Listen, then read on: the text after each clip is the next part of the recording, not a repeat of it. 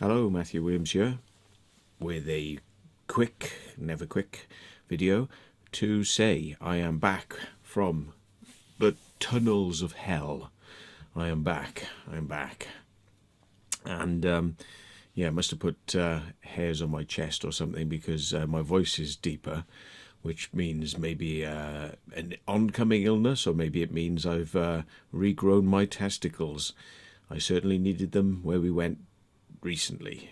Yeah, it is the theme of horrific October, and we're gonna try and horrify you up to Halloween, and then we might try and top it with really horrific stuff on Halloween. You know, of course, I don't want to get my channel deleted off YouTube, but we know ways to be suggestive. So, yeah, I've just been to Paris with Dan Dixon and the Exploring with Fighters that Dan Dixon is, because he is that thing called Exploring with Fighters. So, yeah, check him out on YouTube. You may see me in his live stream that he did from the back of the car. Now, I was joking around in my last video saying, you know, I need to be confident about who's driving the car I'm in, otherwise I can't get to sleep, you know, and I can't rest and I can't relax. And usually, the funny thing is, the more psychopathic and mad the driver is, the better I can see whether they have skills. And the more mad the drivers have been in the past, the easier I can get to sleep in a car. I find it hard to go to sleep in a car where somebody's a tame driver, because you never know when a tame driver is going to fuck up, whereas a quite aggressive and quite, you know, fast driver is very much on the ball. So I feel more comfortable in some ways being frightened the fuck out of by high-speed driving, and then, well, it doesn't actually frighten the fuck out of me as long as it's good, high-quality high-speed driving. But yeah, high-speed driving from somebody that doesn't know what they're doing, yeah, that's not so much my thing.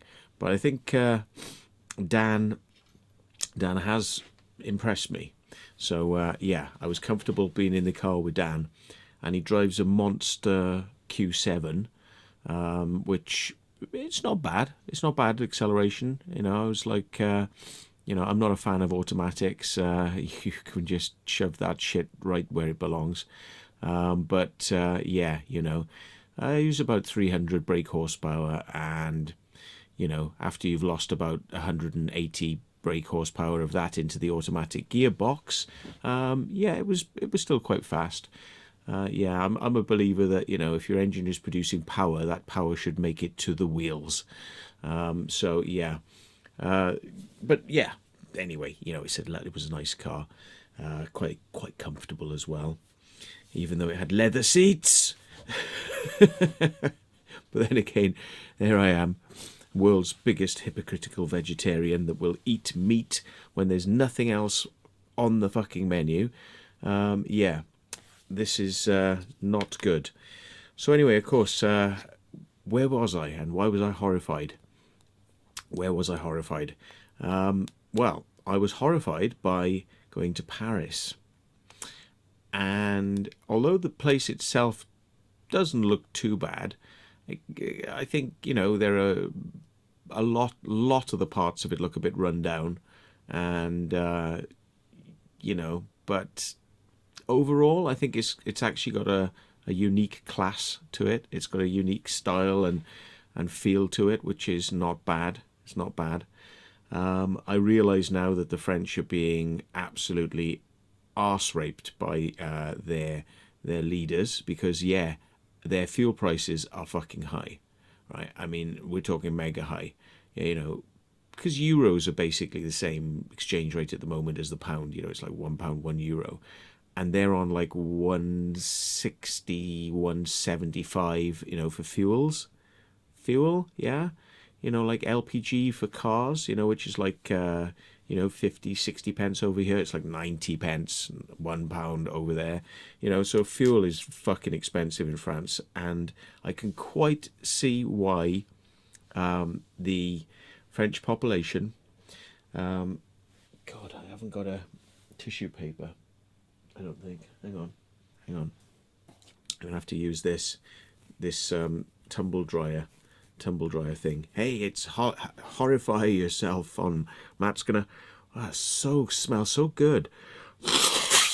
I'm gonna yeah, there we go, clear my nose with that. And yeah, my nose will be smelling so nice now for days. It'll be smelling like the washing. Yeah, I went down the Paris catacombs. Thanks very much, Dan, for inviting me. That was something that pushed me to the limit. I thought, you know, just claustrophobia would be a thing, or, you know, the fact that it's so big, it would be a thing. But then after having done box, you know, big isn't so much of a thing anymore. Underground, I can handle that. So crawl spaces, yeah, not a problem. I can do crawl. There were lots of crawls. There was crawl on concrete, there was crawl on sand, and there was crawl on human body remains. Yeah. There was also crawl on my hands and knees through sewage. Yeah. And that was covering my feet, my boots, my legs, my hands.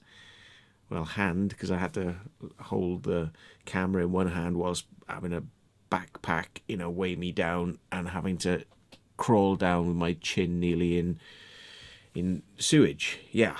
To get through some bits, which I wasn't expecting. I was not expecting that from the Paris catacombs. So, all I'm going to say is, I guess I'm doing these things so you don't have to. I filmed a lot, so there's a lot of footage going to be there. I got probably about 4.5 hours worth of footage. It's a lot of footage. It's a big place. It's a big place. So there's going to be lots of detail in that one.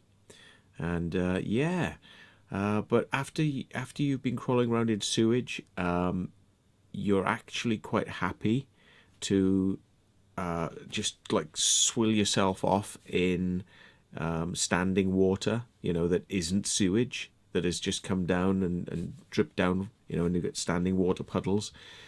And swimming around in that dirty, muddy mud is actually glorious, because you're just getting rid of sewage stink off your body.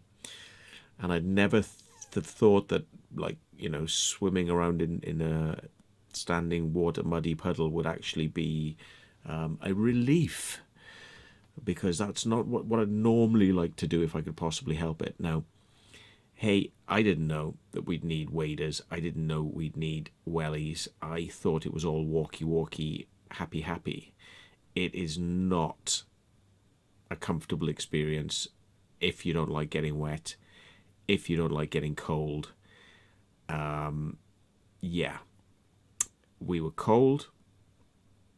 My back felt like it was breaking with some of the crawling, because of the backpack I had on with all the batteries, lights and water. You need a lot of water because you're going to lose a lot of energy.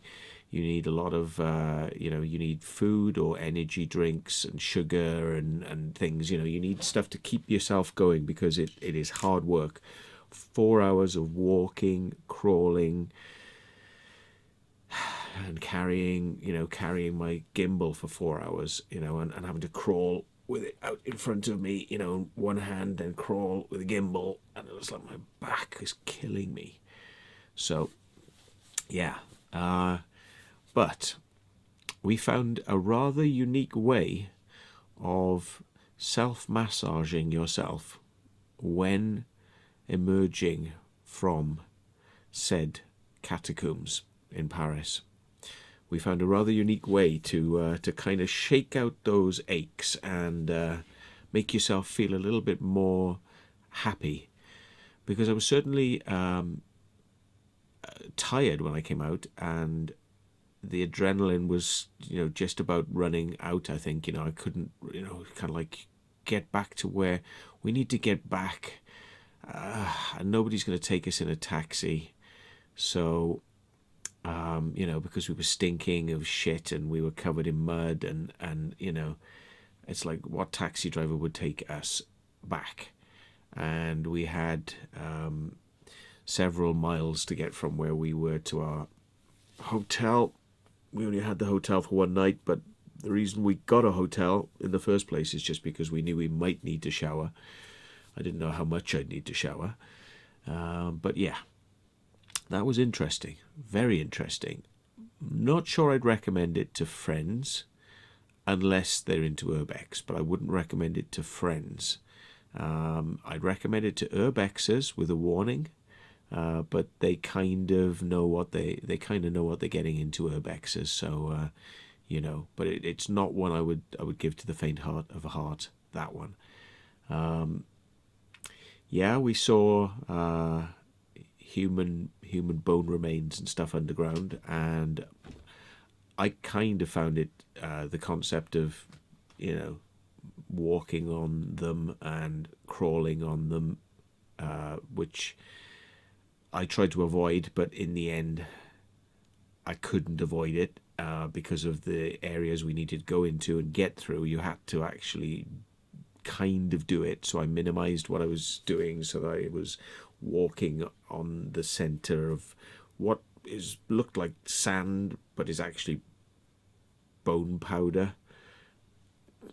Tried to be as respectful as I could, but hey, you just can't get away from it when you're down there, to be perfectly honest, because there were literally millions of bodies were dumped in these catacombs. So yeah, interesting.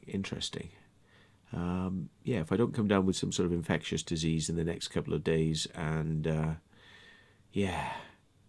so anyway, Dan's a funny guy. When we couldn't get the taxi home, Dan came up with an amazing idea on how to improvise getting home to the hotel. Amazing. And I think we could have easily been arrested by the police for what we did.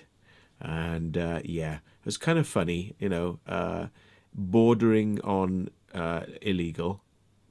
Probably would be classed as, they'd find some law to say it was illegal, but it seemed to me like, it's kind of possibly still legal, possibly.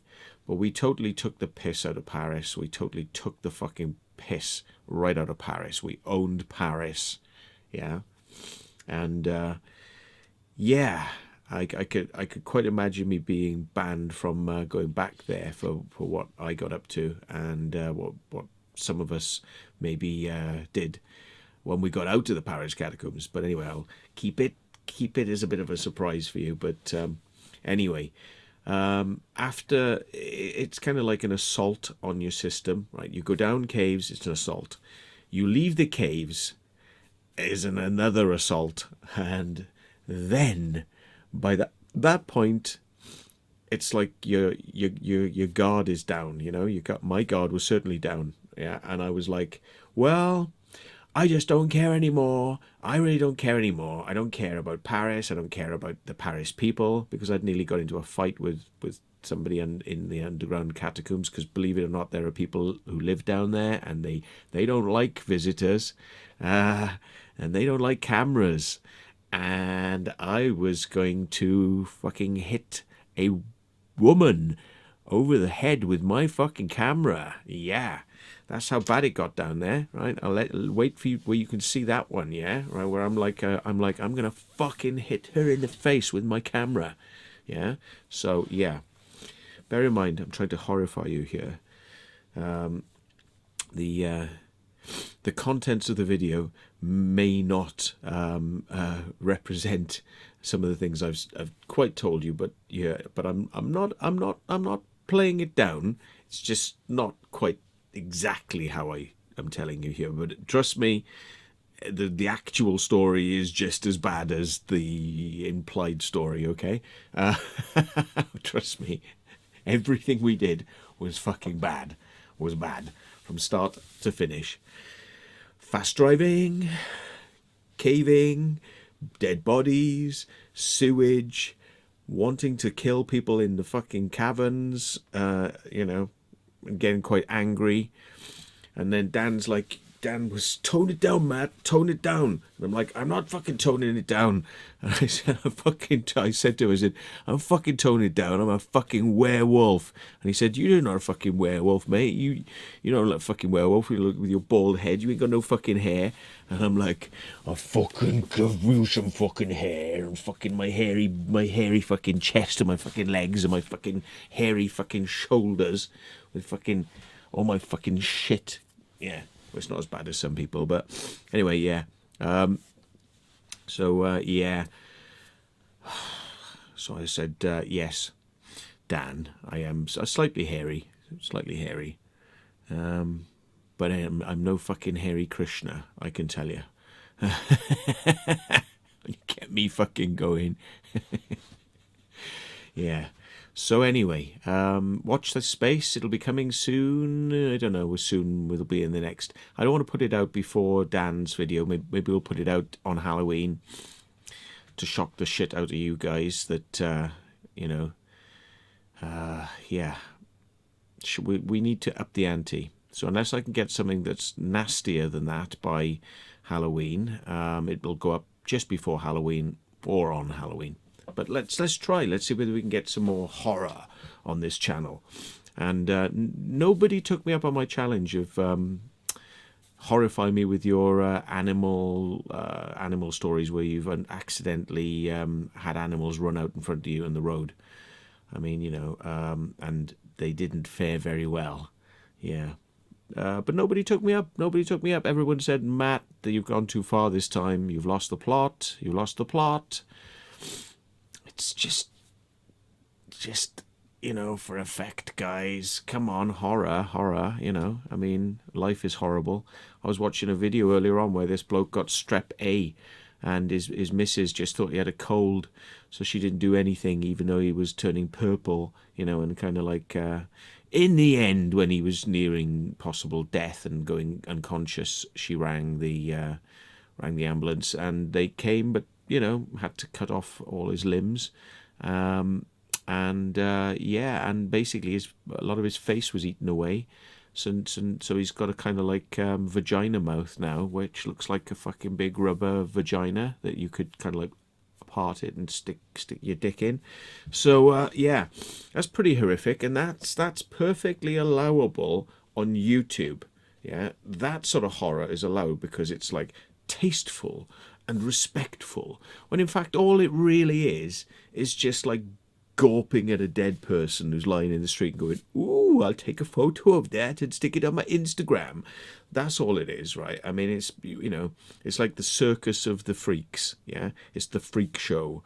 It's the freak show of television. Like, you know, people want to know about the deaths, they want to know about the killings, they want to know about the mass assassinations, they want to know about people want to know about the shit. They want to know about the shit. And that's what Halloween is about. It's about knowing about the shit.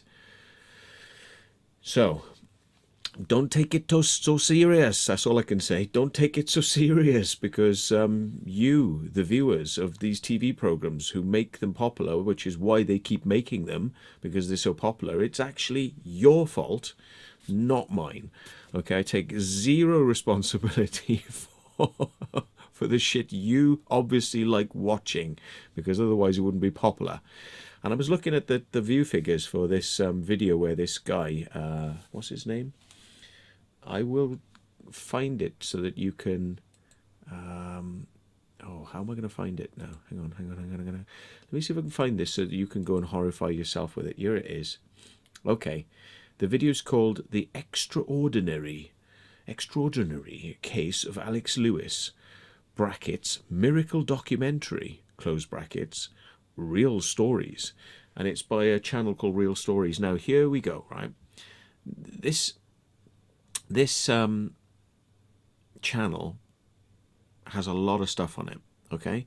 But the more middle of the road and mundane the stories, the less views they get. It's just, so this one where man has like vagina face, one of his friends in the documentary said, oh, he's got a Bart Simpson face, Bart Simpson lips. Yeah, it's more of a kind of like rubber vagina. Poor guy, but I mean, obviously he could sell his line of rubber lips as a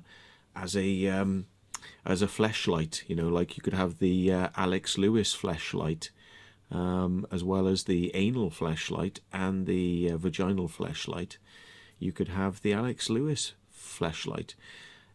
So obviously, this, people like gore, they like crap, they like rubbish, they like shit, and this view, he's got 25 million views, right? Whereas when a drug trial goes wrong, which is by the same channel called Real Stories, yeah, when a drug trial goes wrong, talking about the story about when those people went on medical trials for a new medicine, yeah, and it went wrong, that's got 3.2 million views, because at the end of the day, it's just actors reenacting stuff, and it's like, this guy they're showing you the horror, yeah, they're showing him practically naked down to his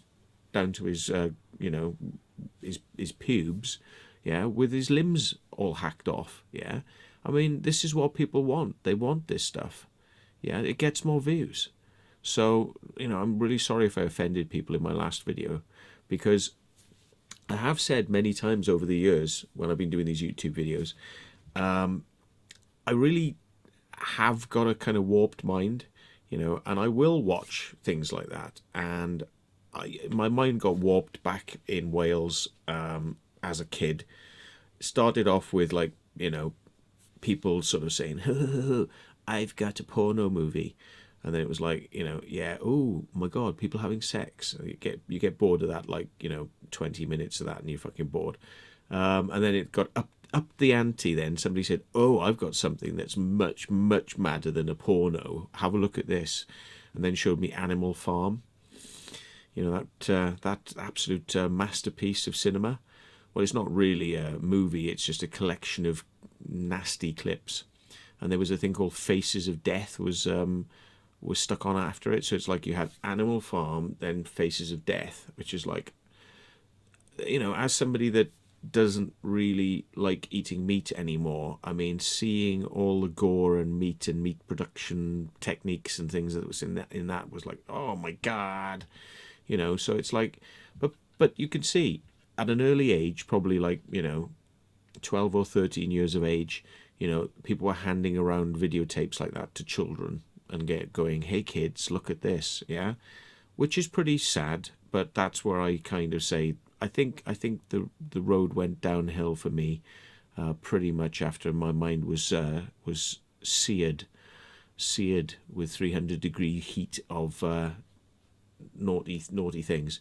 But anyway, so yeah, and it all started there, and now it's now me on YouTube talking to you about my seared brain. So anyway, what could the theme be for this one then? If you dare to put something in the comments below, would you dare talk about? Let's have a think. Have you ever swum around or wallowed around or rubbed in you sewage? Yeah, which is basically, as we know, it's human poo. Yeah, and pee. Okay, have you basically had that as an experience that you didn't want? Because I didn't want it. Yeah, I'm not into that. That's not my thing. But I had to do it because I had to get through these tunnels. But have you been in a situation where you've had to do that? Like I had to do? And how did it make you feel? And even if you liked it, I don't mind. You can talk about it, because horrify me, I don't care. Use a false name. I don't need to know who you are. But if you like that sort of stuff, horrify me. Yeah, because I didn't like it. So yeah, it wasn't my thing. And the smell of it was nearly making me throw up. And yeah, I didn't know how my it's one of those things you don't know, is it? Like, how am I going to react if I'm smelling a sewer? Yeah. And how am I going to react? Am I going to be sick? Like, how would I react if I haven't seen a ripped up, decaying, dead body corpse, but the smell that I've smelt of like dead animals is bad enough that if I was really close to it, breathing it in, I think I'd vomit. So yeah, I wasn't sure whether I was going to be able to hold my stomach, and actually I could. I could handle sewage. I think dead animals smelt worse, but it was still pretty bad. So tell me below what things would make you vomit, and have you had to deal with falling in or having to wade through sewage?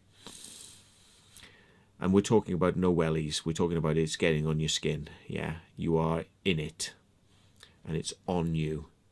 Yeah, cool. So let me know whether you think that's fun. And sorry if you don't like that. This is, anyway, you get the picture. This is Halloween, October, so it's the run up to the season of hell. So okay, catch you soon. Thanks very much for watching.